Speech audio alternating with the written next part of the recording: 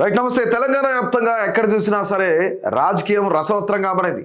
ఒకవైపు కేటీఆర్ పైన కేసు, మరోవైపు రేవంత్ రెడ్డి సాక్షాత్ రాష్ట్ర ముఖ్యమంత్రి రోడ్డు పైన బైఠాయించిన పరిస్థితి అయితే ఉంది. మరోపక్క ఇక్కడ తెలంగాణలో ఎక్కడ చూసినా సరే ప్రజలు ఇబ్బందులు పడుతూ ఉన్నారు, రైతులు ఇబ్బందులు పడుతూ ఉన్నారు, ఆటో యూనియన్లు ఇబ్బంది పడుతూ ఉన్నాయి, ఆటో డ్రైవర్లు ఇబ్బంది పడుతూ ఉన్నాయని చెప్పేసి కేటీఆర్ అలాగే బీఆర్ఎస్ నాయకులు కూడా చెప్తున్న పరిస్థితి అవుతుంది. ఇక ముఖ్యంగా కేటీఆర్ ఒక సంచలన ట్వీట్ చేశారు.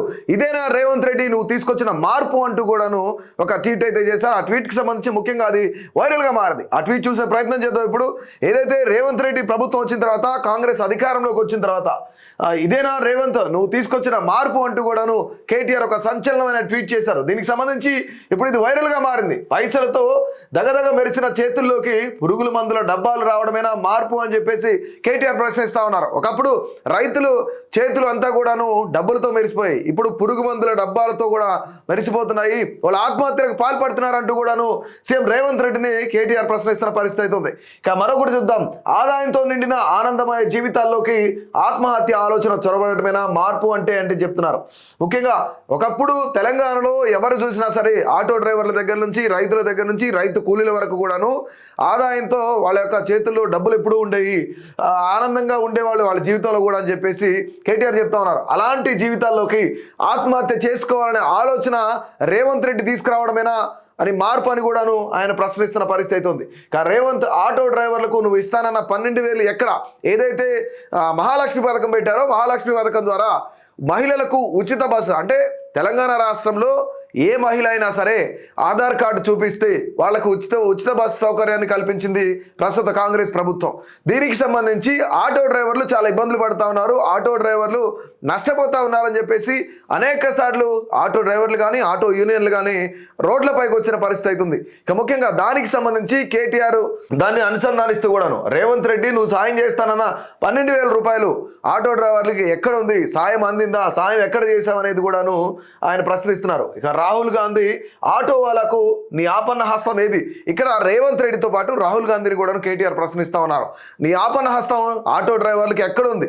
అసలు వాళ్ళు ఆదుకునే పరిస్థితి ఏది అని చెప్తా ఉన్నారు.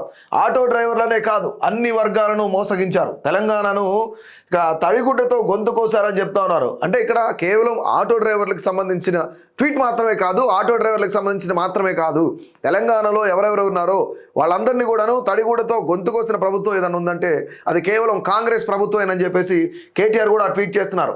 ఇదే ఏడాది కాలంగా తెలంగాణను చూస్తున్న మార్పు, ఇదే ఏడాది కాలం నుంచి కూడాను తెలంగాణలో మనం అందరం చూస్తున్న మార్పు ఇదే అని చెప్పేసి కేటీఆర్ ప్రశ్నిస్తూ ఉన్నారు. ముఖ్యంగా ఈ యొక్క ఏదైతే ఒక పేపర్ కటింగ్ ఉందో ఆ పేపర్ కటింగ్ను కూడాను ఆయన జత చేస్తూ ట్విట్టర్ అకౌంట్లో పోస్ట్ చేశారు.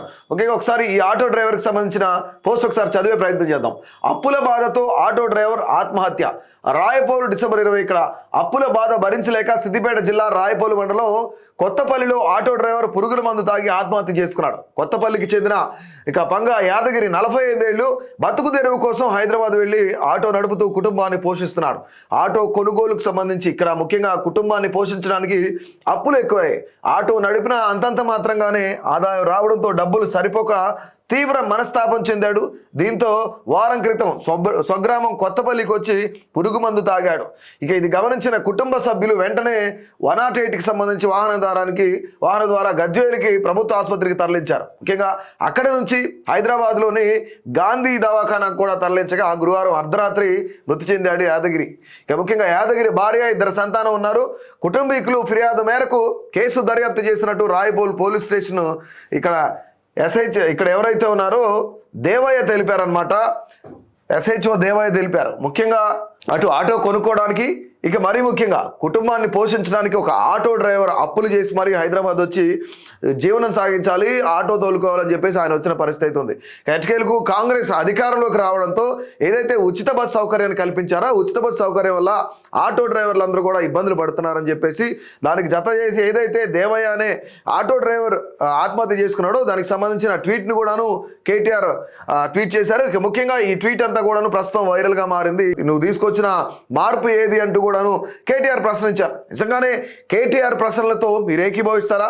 కేటీఆర్ ఏదైతే అంటే రైతుల గురించో లేదంటే ఎవరైతే వ్యవసాయదారుల గురించో, వ్యవసాయ కూలీల గురించో, ఆటో డ్రైవర్ల గురించో కేటీఆర్ చేసిన ఈ ట్వీట్కి మీరు ఏకీభవిస్తే కనుక డెఫినెట్లీ మీ యొక్క అభిప్రాయాన్ని తప్పకుండా తెలియజేయండి.